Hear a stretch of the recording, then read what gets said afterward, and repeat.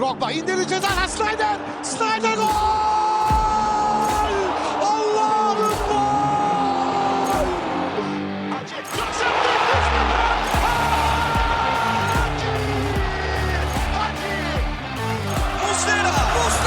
Muslera!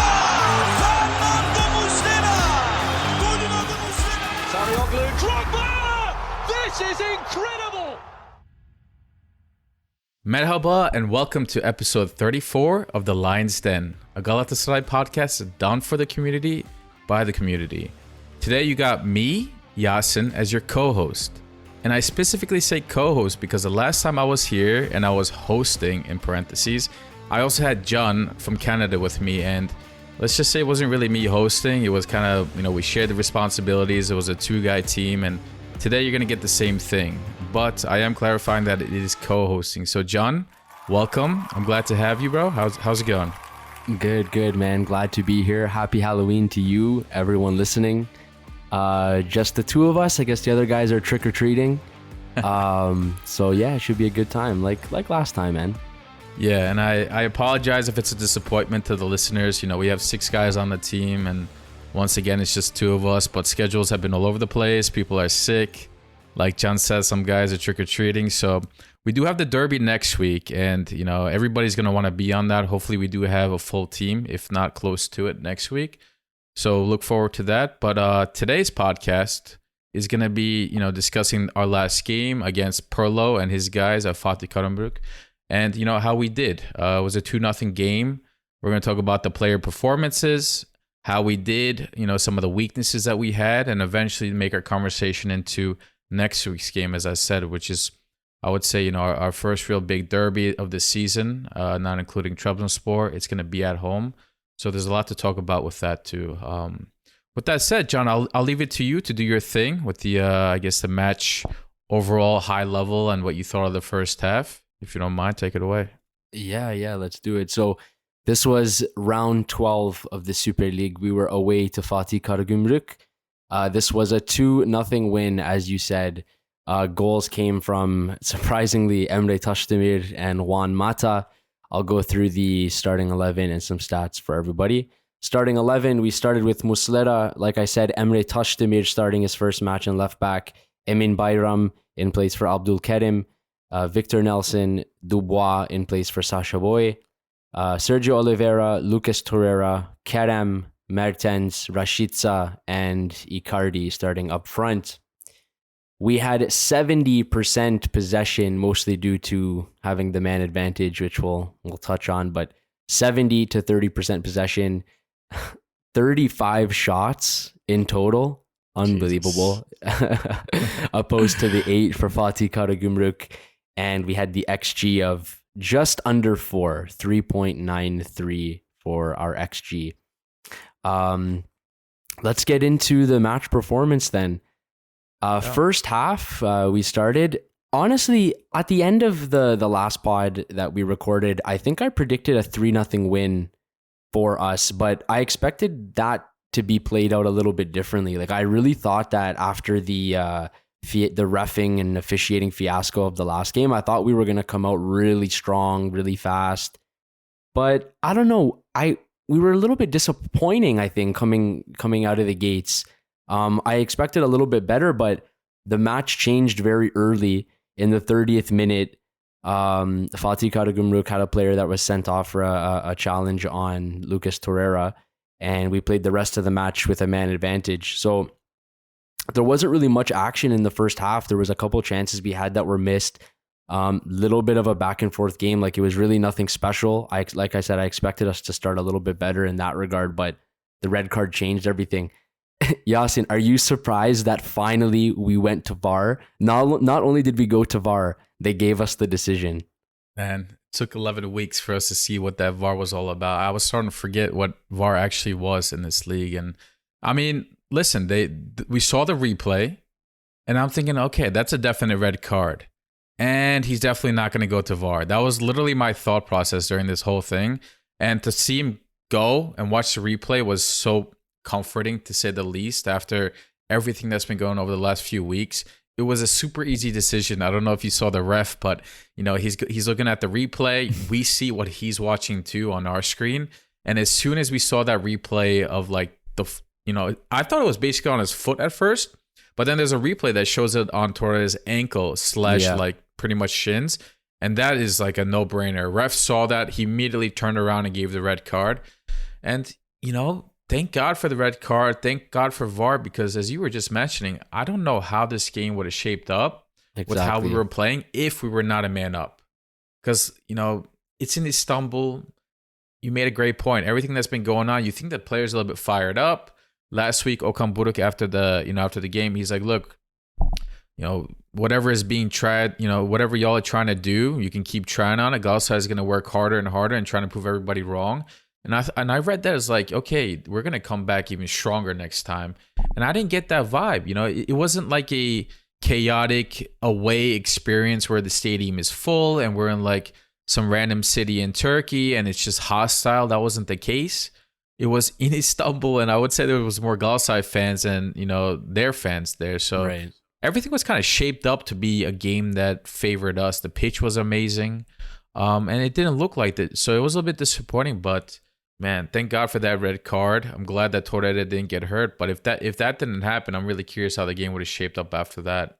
Yeah, exactly. I mean, it wasn't the most promising start. So thankfully, we were sort of blessed with that red card and then could sort of take control of the match after that. That was about 10 minutes before halftime. And interestingly enough, the half started and we immediately took off Kerem. We started the second half with Barış, who came in. What do you think of that? I think for me, I think it was a pretty good change. Well, you have to keep in mind as well, Kerem was trying to avoid the yellow to not miss the derby next week. So there's that. And Barış also, has that explosive sort of trait that might have been helpful to, play in space, considering they would be a man down, right? Do you think that was a good change right at the start of the second half for Okan? For sure. I liked it. As we just said, the first half, we didn't really look convincing and something was necessary to be changed. Kenan was clearly the weak link in our attack, or lack of ability to score. Rashica, has been great. We'll talk about him in more detail later, but Kerem has been a bit off. I was hoping he would give a similar performance to our game last week, which was at home. He actually did really well, but because of, the referee performance last week, he kind of threw the whole team off, and Kerem unfortunately took a knock on his performance from that too, but I expected a little bit better from Kerem. And Okan read that really well. I've criticized Okan here and there for his changes, whether that's tactically or the players that he puts in or takes out. But I thought that was a really good sub. Barış Alper, he might not be the most technical player. He might not be the player with the best IQ, but he keeps defenders busy. And when players are trying to defend him and they're actually near him, he has that physical ability to really tire them out as well. He's always moving. So I thought that was a good sub, and I was kind of going to ask you the same thing. We had Barış Alper on the bench, and you had Yunus Akgün. Did you maybe prefer to see Yunus Akgün at that time, or did you like that sub as well? Yeah, I was a fan of the sub, honestly. I don't mind seeing Barış come into a sort of a, that type of role in the team where if we need a little bit more pace or, like I said, that explosive attribute, he can come into the game. I think he could be a useful player in that regard. Now, I really don't know what's going to happen with Yunus. I have no idea, because we're going to touch on a little bit about the winger situation with Rashica, who's just been unbelievable. Yeah. So I'm not sure where that leaves Yunus anymore. But we've gotten to a point now where we have Kerem, Barış, Yunus, Rashica. It need be, Mertens can play there. So there's a whole lot going on, and I don't think we're going to see that much of Yunus as of right now, at least. We'll see what happens going forward. But like we were just mentioning, we started the second half that way. As you can expect, being a man up, we started to take a little bit more control, really looking for the first goal. There were a ton of misses in the second half. Just an absolute ton of misses. I'm going to bring that up in a second, but before we do, the breakthrough came in the 60th minute. Rashica put sort of a, short cross in. He was already in the box, and he sort of just played it across, and Emre Taşdemir came in, probably the most surprising person on the pitch to score, the most unlikely, and it was a header into the ground that bounced into the net. and we went 1-0 through Emre Tashdemir.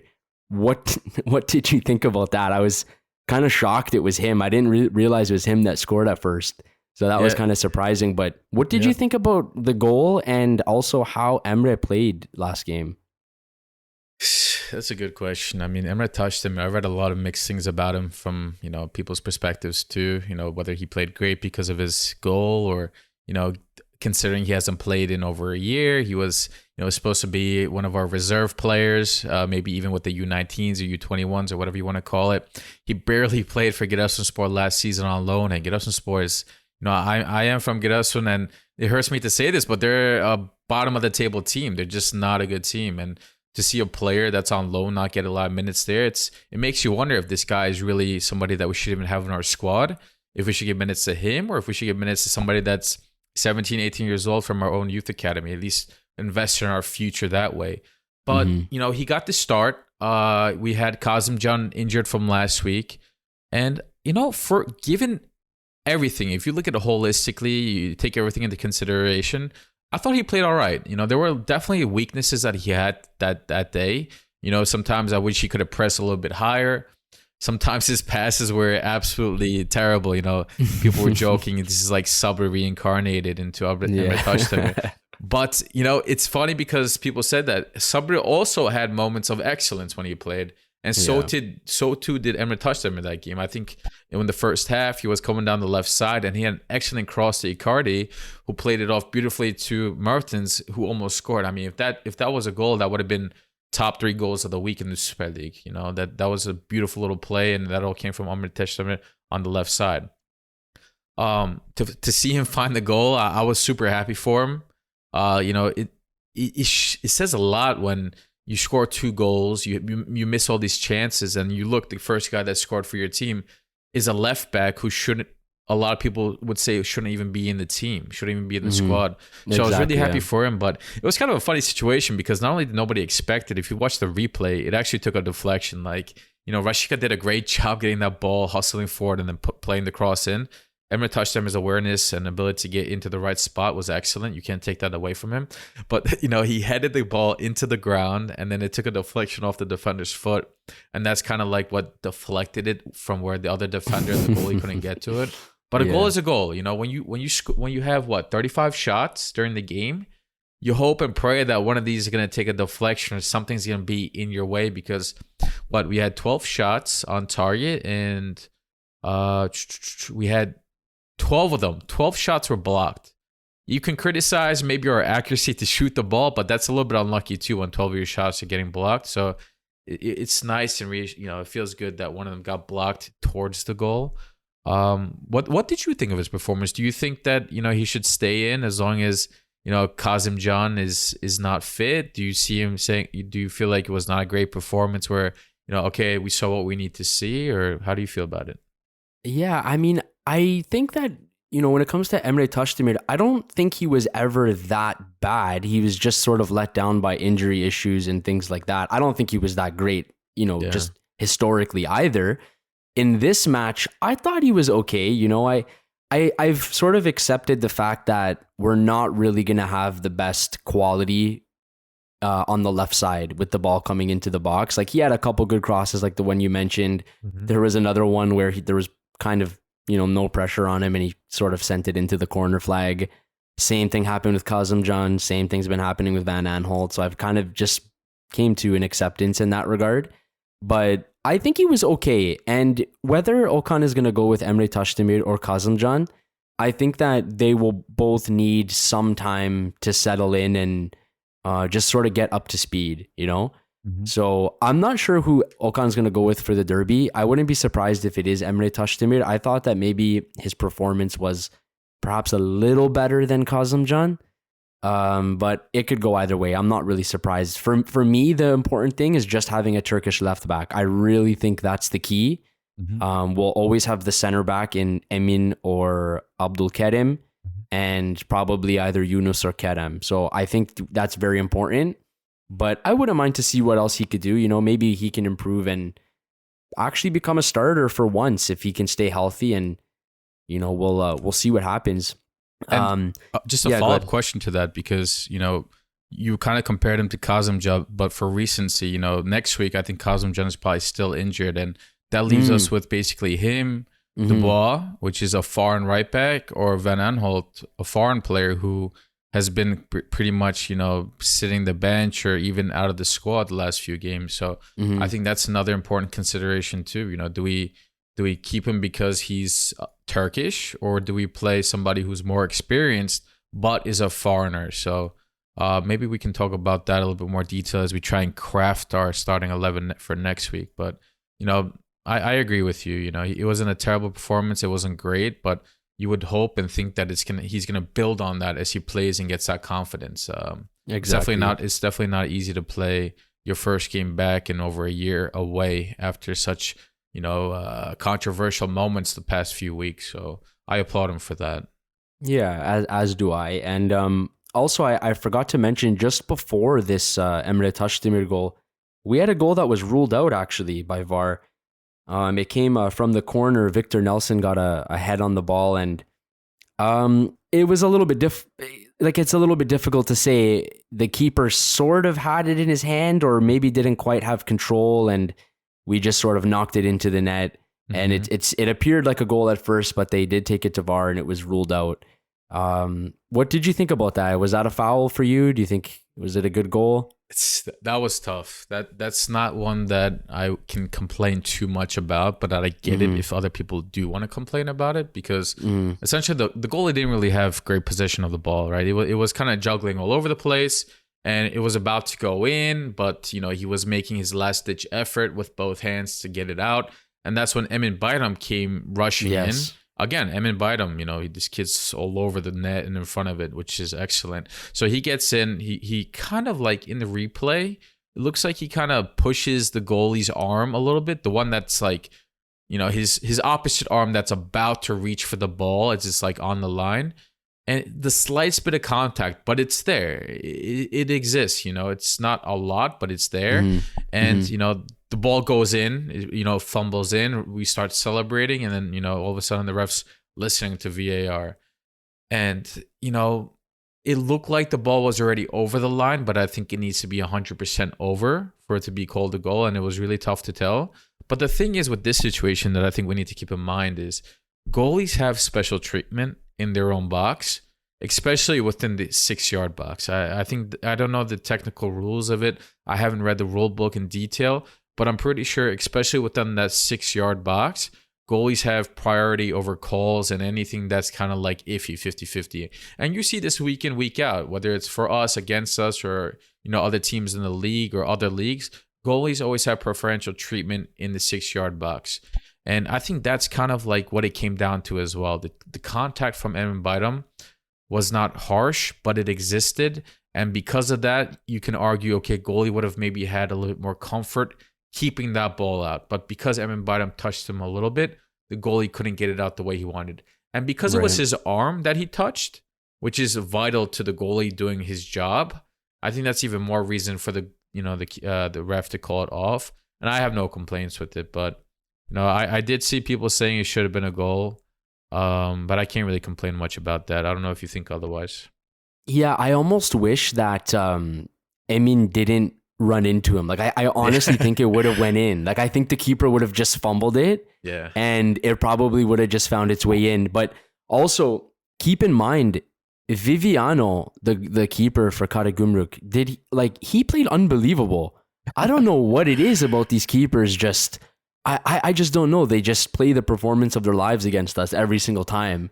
And I think he made a ton of good saves in this match. I think on that occasion, he might have made an error that probably would have costed a goal. But of course, with our luck, like you said, maybe Emin touched his arm a little bit, which caused the foul, right?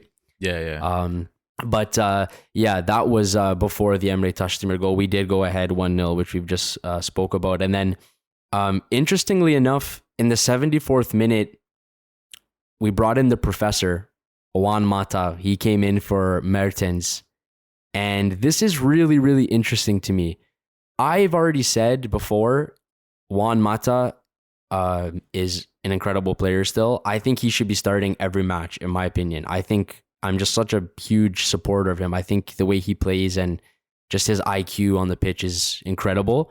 He came in the 74th minute. Did you notice any type of impact or improvement when he stepped on the pitch? It's impossible not to, John. It was that much of an impact. And, you know, that's what you expect from your sub. And Mata did that and more. He came on, he started asking for the ball to his feet, immediately distributing one-time passes over defenders, out to the wing for our wingers. It was just like incredible how quick he made an impact. And I don't know about you, but it gave me so much comfort right away. I mean, it was 1-0. Yeah. And you know how it is with these gala games and just the Turkish league overall. Your ass is clenched until the last whistle blows because anything could happen. Whether that's from the ref, a stupid mistake, God knows how many we saw last season from players that are no longer on the squad. But it's just anything could happen. So you're like waiting for that second goal, especially since we're missing 100 before that, right? So he came on and it's like, okay, I can take a seat. I can relax a little bit on the couch that I'm sitting in and know that a goal is going to come sooner or later with a lot more confidence because he's on the pitch. And hey, how long did it take? It took him 9 minutes. 9 minutes. And in those 9 minutes, what were you thinking? What was going through your mind? I think we were in the chat and you're like, oh my God, look at this guy, Mata. Yeah, look like, at the impact he's making. There's something about him. Like, even when you just see him on the sideline waiting to come in the match, there's just something, he just has this vibe, like this aura. Mm-hmm. I don't know what it is. And I pretty much felt the same thing. I really felt like he was going to contribute in some way to us scoring. He ended up scoring the second goal, which I'll get to in a second. But I totally agree. Like, the way he plays, it's almost undeniable. And I don't know. Like, I've seen some people saying that they prefer Mertens playing because they find Mata's a little bit of a slower player. But I don't really agree with that, honestly. I feel like he just has so much control and he's so decisive in these matches. Like, he knows what he's going to do before he gets the ball, and he just makes things happen. He's such a good player. I honestly wish we could have brought him in a few years ago when he's a little bit younger. But I think we should be utilizing him while he's here, while he's still playing football, man. I really do think he should be a starter for us. I don't know, how to work that out exactly. If he's going to start over Mertens, if Mertens is going to play on the wing, like, I would imagine for the money we're paying for Mertens, he would have to be starting most games. Yep. But do you think, how should we use Juan Mata? Should he come in like this and just when we need that impact, he comes in? Should he be playing for 80 to 90 minutes a game? What do you think? What's his role? I think for now, while we have Mertens playing the way he is and, considering that Mata still is very likely not 100% match fit yet. And we saw that the prior week when, we lost points. But I think Mertens is still a very good player. And what Mertens does well that Mata doesn't is his ability to come back and help the midfield. And not just the midfield, but everybody on the field, whether that's Kerem and Yunus or Rashika or Barış on the wings, or that's Icardi or Gomis or Severovic up top. Mertens, as we mentioned when we first transferred him, it is what it is how we predicted, and he's a joker of a player. You throw him right in the middle of all our attack and our midfield, and he helps everybody just a little bit. He increases everybody's performance just a little bit, and he doesn't complain about it either. Some players that play number 10, they're like, I'm going to sit behind the striker, and you're going to give me the ball, and then I'll distribute it, make a run. He does everything. He's a jack of all trades, And the reason why I also like him over Mata in the lineup, especially, is because if Sergio's playing, we need a little bit more assistance in the midfield. Because Sergio, it's a separate conversation whether he should play or if he shouldn't, or what he brings and he doesn't bring. But he lacks a little bit in that, he's not as much of a fighter defensively as I would say a player like Misho or Berkan is. And that's totally fine because I think his positives, his ability to pass and shoot, outweigh those negatives. But when you're playing against some tougher teams, having both Sergio and Mata in your midfield and leaving Lucas Torreira by himself to do all the dirty work could get a little risky depending on who you're playing and where you're playing them, whether it's home or away. For sure. For the most part, I would say I'd like to see Dries Mertens start and Mata come off the bench. But, does that mean that's what I want all the season? Probably not. I think there's going to be times that Icardi might not be fit or, injured or whatever, carded. And maybe I'll prefer to see Mertens play up top as a striker over Seferovic and Gomes. And then we can see Mata. Both of them play together. That would be very exciting and nothing wrong with that. But, I kind of, I hate to say this because I don't want to compare the two players, but I put him in the same bucket as Gomes for now, where, he's a little bit older. He's not exactly match fit as everybody else. And him coming on in the second half and bringing his experience then would provide more a positive impact for the team overall. But I'd love to be proven otherwise, as always. Yeah, for sure. And you just mentioned Gomes, which sort of brings me to my next point. A minute before Mata made it 2-0, we had Yunus come on for Rashica and Gomes come in for Icardi. And then the goal came 1 minute after that with Juan Mata. Now, I wanted to ask you about Rashica. What do you think about Rashica? Should he be a starter for us every match? In my eyes, in 2 matches that he's started and played, in my eyes, he's cemented a place for himself as a starter in the team. And I think without a doubt, as of right now, he's the best winger that we have and one of our best attacking options. And he created the first goal for Emre Tashdemir and was just an absolute handful for Fatih Karagumruk from start to finish. Do you think, has he earned that place in your eyes? Or do you, I know you're a big Kerem Yunus fan. You like the young guns. Are they still sort of, hovering around, or has Rashica taken over officially?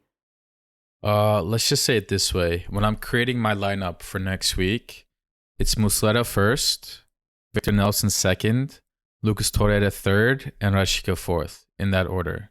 That's how much of a guarantee I think currently he should be in this team. Because as one of our podcast members 2 weeks ago by the name of John said, this guy Rashica, he's just a winger. He's just a winger. And John, I'm quoting you, bro. That was so well said, because that exactly is what he is. And, I think we talked about it multiple times since then. I don't want to repeat the same thing, but you were spot on, brother. Like, this guy, he does what Kerem and Yunus do together in one, and I would say is even more of a threat above that. He's disciplined. He is aggressive. He chases the ball. He can take on a player. He can shoot. He can, he does everything. And I don't mean to say he's, this excellent player and, he's going to score, a goal every single week, but he keeps the defense busy. He keeps the defense on their toes. And I'm sure the people that play around him, whether that's Lucas, Sergio, Mertens, or Icardi, they love playing with him. That's how excellent he's been. And it makes you wonder, where has this guy been until now? Why hasn't he been playing, So I love him, and I hope he stays healthy. I hope he just keeps building on this, and he should, right? This is only his, second game that he's playing. Yeah. You would imagine, the players around him are going to get used to him even more, that energy, that, chemistry is going to go up. He's going to feel more comfortable with what he needs to do, and his performance should get better. I'm in a group chat with, fans of other teams, and when they watched this game on Friday, they said, dang, that Rashica guy is actually pretty good. You guys got him nicely. That was a good transfer. That's the comments that I was reading and hearing. So makes me happy to see him, and I hope he continues like this. And I'm sure I don't have to ask you. I bet you're very happy with him so far. Yeah, exactly. No, you've said everything. Like, he just looks like a winger and he plays like one, which we were desperately missing, that player that just knows how to use the width properly and be creative and just attack for us. We just need that attacking presence, right? Now, Rashica is, I believe, on loan from, I think it was Norwich City. One thing I sort of, I guess, like about this whole loan with Rashica is I really feel like he's trying his best to earn a permanent transfer, I think that he has enjoyed, it's just a vibe I get. I think he's enjoyed being in Turkey so far. And I think that he can really see himself as a Galatasaray player, right? And maybe he wants to stick around a little longer and possibly compete in Europe if we can get back there. And I've been seeing some rumors about that as well.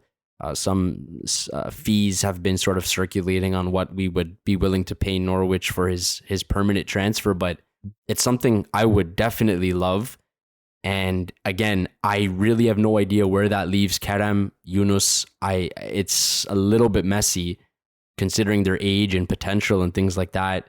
So I wanted to ask you as well, what happens to Yunus Akgün after this season? If things stay like this and he doesn't really get that many chances and he's just a player that's coming off the bench, between the 80 and 85th minute, where does that leave him at the end of the season? What are we going to do with him?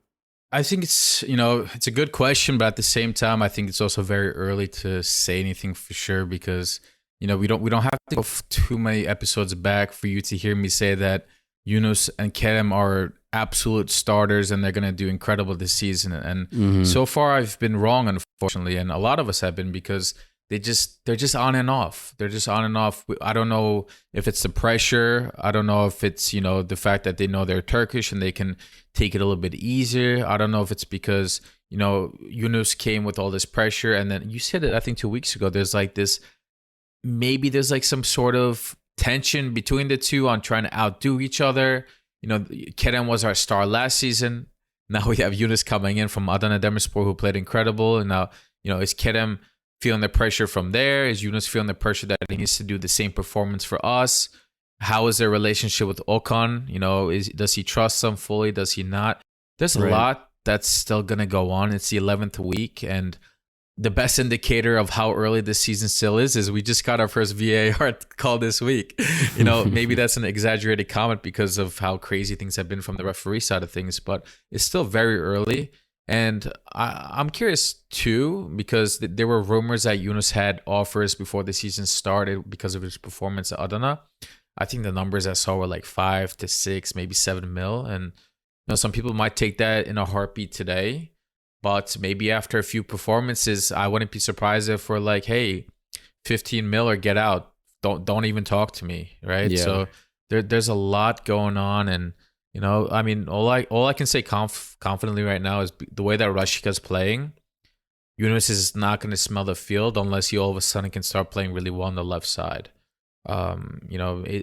There's competition in this team, and I hope Rashica is a good wake-up call to both Kerem and Yunus that, look, you guys might be Turkish, but look, we got other options on the field, whether that's Yasin Can, 19 years old, that we just brought in, or that's Emre Taşdemir, who was playing as a bench player at Giresunspor last season. So you are far from guaranteed, and you have to pick it up.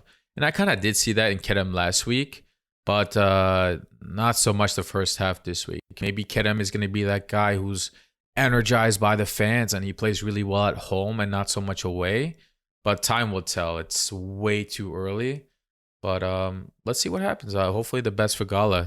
Do you have a more clear opinion on that, or? Not really. I mean, I can just see possibly, I mean, at this point, maybe his only hope is competing with Kerem on the left side. Yeah. And, maybe getting a chance that way, because as of right now, Rashica is not going anywhere, and that much is clear. So we'll see if he ever gets a chance somewhere in this season where he can start on the left side ahead of Kerem. And honestly, it only takes one time.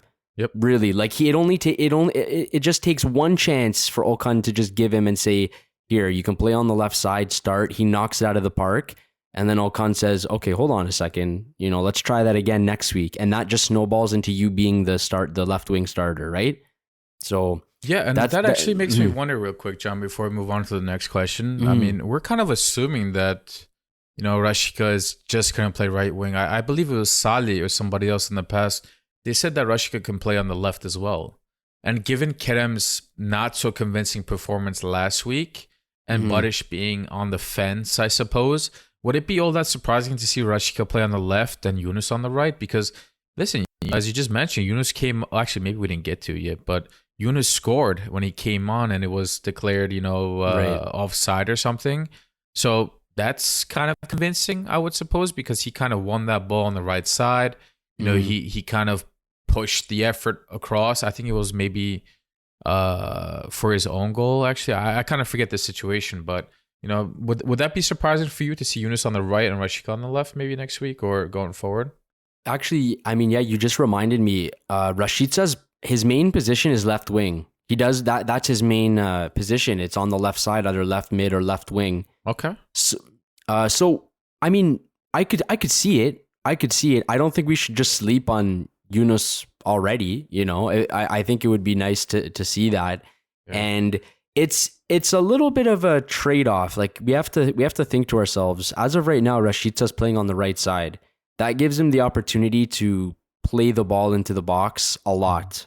Mm-hmm. And he's been doing that. And almost every time he does it, it looks dangerous. Almost every single time, right? Yeah. Now, if he plays on the left, we probably won't. I'm not sure what kind of quality he has in his left foot to play the ball into the box, but we might see him cut in more and start shooting. And that's something I'd be interested in seeing, because I have a feeling he can be a little bit fiery in those areas on top of the box with the ball on his right foot. So it's a little bit of a trade-off. We'll see what he can do. But like you mentioned, Yunus came on. He actually scored. And unfortunately, it was offside or there was something where they called the goal back.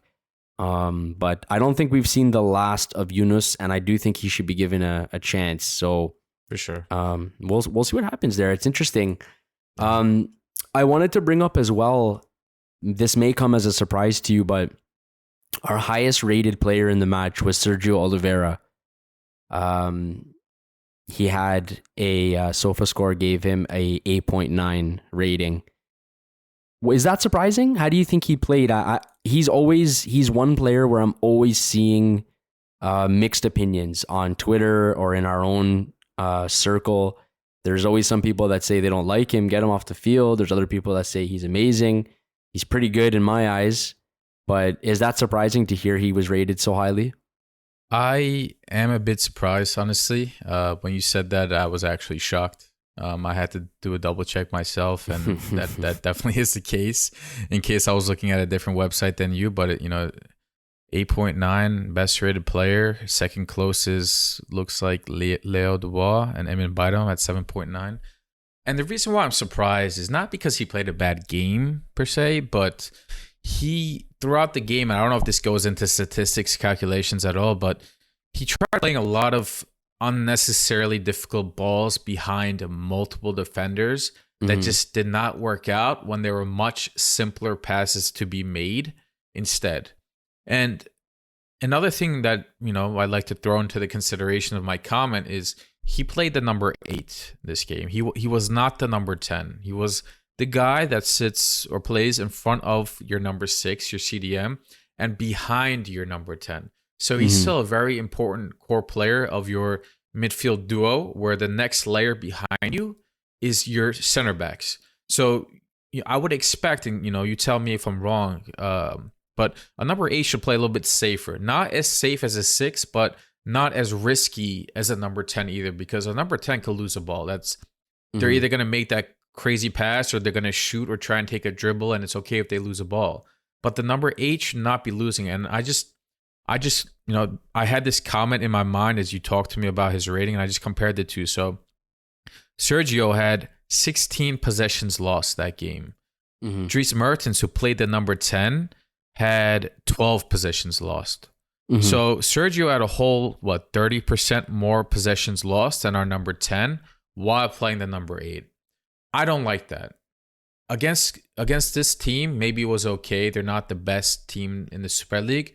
But when your number 8 starts losing that many balls in the midfield when they don't need to, that creates a lot of potential counterattack. That creates a lot of, overall a seemingly weaker midfield, and you're going to get outplayed that way. So I'm not sure. Did he have an assist? What do you think? Like, do you think that rating is deserved? I thought he still did well. Don't get me wrong again, but to have our best rated player that game, I'm not sure, considering he didn't assist or score. Usually those kind of boost your overall rating, but that's not the case either. So I know you like Sergio, and I'm curious what you thought of his performance overall besides just the rating.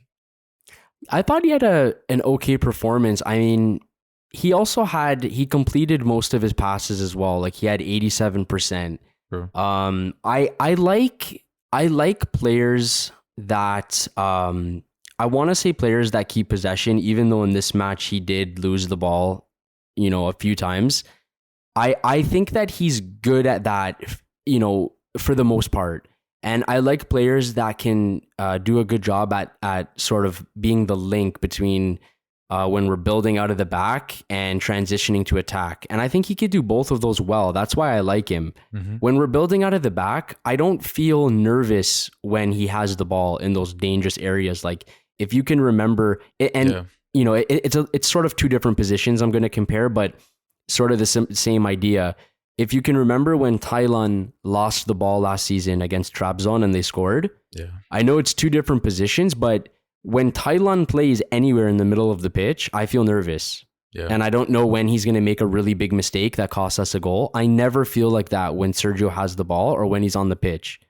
And that's what I like about him. I think he's just a good sort of balanced player, like link up player that can just link the two, the defending and building out and the attack. So I don't think he's a player that you're going to see too often on the score sheet or in the assist column. But I think he's just a player that's going to just, give us some control in the match, right?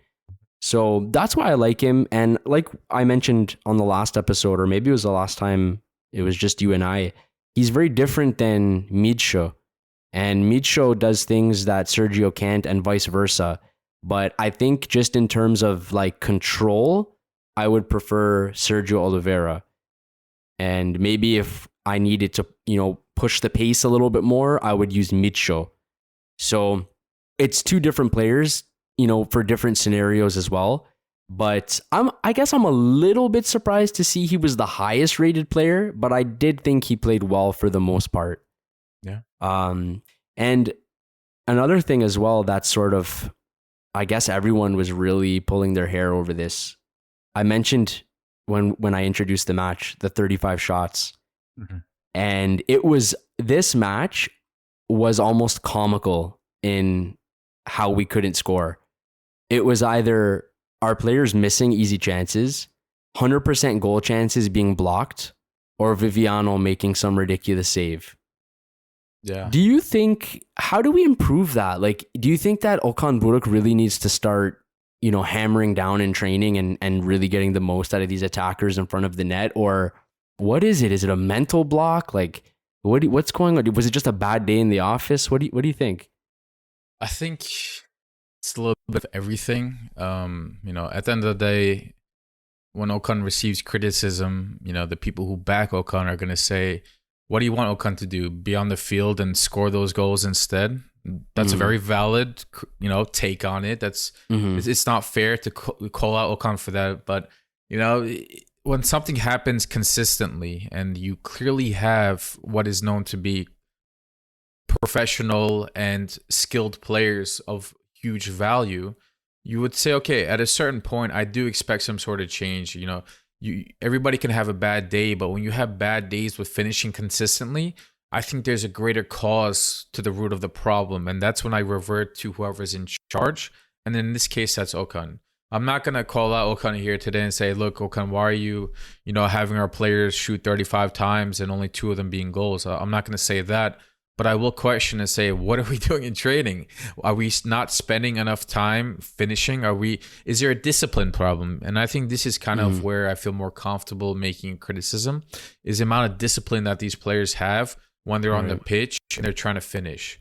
And there's a lot of examples of this too, but I really wonder what is being done. At the end of the day, we're not going to be able to ask Okan, and there's not going to be some Q&A platform for us to be like, Okan, why is our players not finishing? But I hope that this gets turned around. Some people are blaming it on a curse, saying this team is cursed. Do you remember Fatih Terim's era before he got fired? Same thing. We were attacking and not finishing our chances.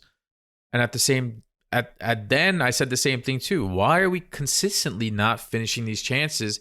And why are other teams who have way less opportunities than us scoring more goals than us?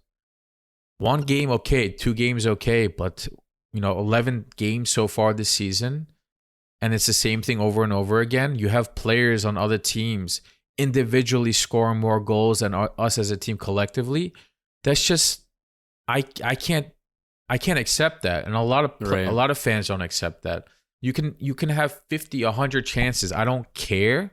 If you're scoring 1 or 2 goals a game and missing 100 times more, that's not acceptable. Somebody needs to take accountability for that. And, I'm not calling for anything, But it's a serious question, a serious criticism where, you know, I don't know. You're a coach. What do you do, John? You know, in this situation, your team with 40 shots, you know, and 2 of them go in. One of them took a deflection. Yeah. And another one was saved and took a lucky bounce. You know, when I play FIFA with my friends, you know, we call that a bullshit goal because it just took a stupid ass deflection right to the player that took the shot, and you finish. That's what happened.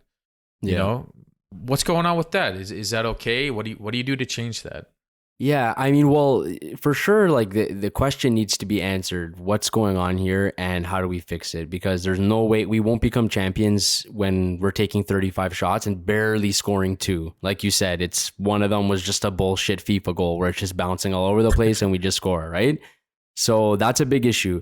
Now, normally I would look at the situation in, you know, for this game in particular, and I would say they went a man down. Perhaps they dropped a little bit deeper and they were just trying to hold on, and that can cause issues, right? But I feel like the chances that we had were good chances. Like we had good chances to score, but we just couldn't do it. Either the quality wasn't there, or the player just missed, or it was blocked and stuff like that. So I really feel like we had the chances to score at least, I would say, 2 more goals, like a 4-0 game. I think, you know, that would be, you know, that would match our performance. But it is an issue, and I think it just needs to be worked on a little more, like just the composure in front of the net and just the quality to finish.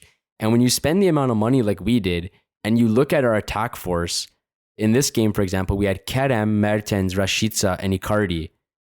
And I think what we expect is for almost every game to look like the game that we played before, where we got, who was it against, where we got sent off? Sasha got sent off. And who was it again? Was it Alanya? Alanya, yep. Yeah. I almost expect us to look like that every week, because in that game, everyone's quality was showing. It looked like we were going to score 8 goals that game before the red card and everything, right? And then the next week, we can't put the ball in the net. So it's something that Okan has to figure out, and hopefully we figure it out fast, because we have Fenerbahce that are scoring, you know, several goals a game. We have Besiktas, who just brought Şenol Güneş back and they scored 5 goals last game. And then we have Galatasaray, who barely scored 2 against a 10-man Fatih Karagumruk. So it's a little bit alarming considering the players that we have. And Okan should definitely try to figure that out, man. We'll see how that goes. But I mentioned Besiktas. They're on the menu. They're up next. What are your expectations for that? I'm sure it's going to be a tough match for us. I think, you know, I think we're going to win. I'm just thinking how we're going to win at this point. You know, is it going to be a convincing game? Is it going to be one of those games that, you know, it's close? Is it going to be a 1-0, 2-0? I'm not sure. I'm sure the result's going to be similar to the last time we played at home against Besiktas, which we were fortunately lucky to be at when it finished, 2-1 it was. Yeah. So that's what I keep thinking about this entire week, is I see like highlights of like the scoreboard and everything, our experience there, which was amazing. But Besiktas, they scored 5 goals. I think it was today, Monday. And, you know, I watched, or maybe it was yesterday, I forget. Maybe it was Sunday. Yesterday, yeah. It was yesterday, right? They looked somewhat convincing. They did play at home, which is obviously a huge factor in it. But they got, you know, Şenol Güneş, and he had them play a 2-striker formation. I'm not sure if they'll play the same way again away versus us next week, but they got some very good players who on their day can definitely be a threat to us. But, you know, even everything we said, all the criticism aside, you know, even included, I should say, all the criticism included, I still think we are a very good team. And at home, we are a different animal, as long as there's not outside factors that affect us, like the refs or, you know, whatever it is. With that said, we should win this game. Besiktas so far, I mean, yes, they did just get Şenol Güneş. They're going to get that new coach boost. We're still a very good team. We still have every reason to prove ourselves and to our fans, especially the 50,000 that are going to come on Saturday, that we are a title contender. And what better way for Okan Buruk to prove himself that this job is his than to win against Şenol Güneş and Besiktas on Saturday. Now, you know, I'm creating this this story, that sounds like it's going to be a nice little fairy tale, but oftentimes we're getting disappointed this season. Do you see us being disappointed Saturday? How do you feel going into this? I mean, I feel like this has to be a statement match for us. Just like you said, I feel like there's a statement to make, not only for the team, for Okan Buruk specifically as well. And it's a match where with a good result, we can let the league know that, we're here. Like, we need to be taken serious, and we can have a real shot at winning the league, right? Now, some things to keep in mind. As of now, we're ranked 11th in the league in goals scored per match. It's 1.3. Besiktas are ranked second. So they've had no issue putting the ball in the net so far. But like you mentioned, we are a different animal. We're a different beast at home. And I personally think that's going to be the deciding factor in this match. I think it's going to be really close, but I think that we're going to get the 3 points at home. And it would just be a huge statement, man. It would be huge for the morale of the team. And for Okan Buruk, it would be a big success as well. Now, Besiktas have brought back Şenol Güneş, which, always for maybe the first 2 or 3 games with the new coach, the team gets a little morale boost, especially bringing him in, well-known figure in the club. Same like when we've brought Fatih Terim back all 10 times, 40 times, however much it's been. We've always had that boost, right? Yeah. So we'll see how it goes. I'm really excited for it. I hope that we can put on a good performance at home and make that statement and see how it goes. Did you want to make a prediction for the match? I mean, I'm always going to be optimistic, so I'll probably say something like, 3-1 or 2-0. I predicted 2-goal difference at least and a win. So whether that's 2-0 or 3-1, we'll see. But I guess I'll say that much. How about you?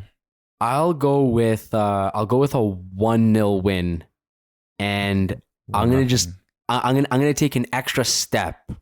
All right, very optimistic, really optimistic. But I think that, and also if I get this right, I don't know what to say. I'm a genius, but I think we're gonna win 1-0, and I think that Sergio Oliveira is gonna score on a set piece on the free kick to give us the goal. Interesting.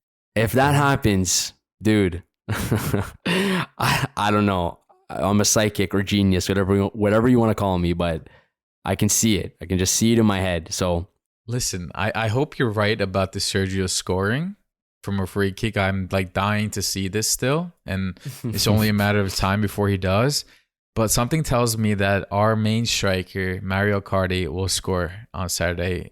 It just feels right for our big name striker to get his first like legit goal, in a derby at home. Can you imagine the hype, the scenes, the excitement from that? I mean, he's been playing well, not to have a whole separate conversation now, but like, I think he's been doing well. He's playing involved, he's not just there waiting for the ball to come to him. He's playing involved. He's getting into situations, and players are trying to find him too. So I think Saturday is the day that we're going to see Icardi score his goal and send a little message to somebody potentially watching. Yeah, I would really, really love that, for him to score and for that message to be sent. That would be beautiful. But I guess we can wrap up then if there's nothing else you have to mention. No, that's it for me, man. All right, cool. Well, thanks for joining, skipping out on the trick-or-treating. Appreciate that. And thank you to all of our listeners as well for listening. 34 episodes deep. You can follow us, all of our socials, at The Lions Den GS. Thanks so much for listening. Happy Halloween, and we'll talk to everyone after the Derby. Take care. Peace.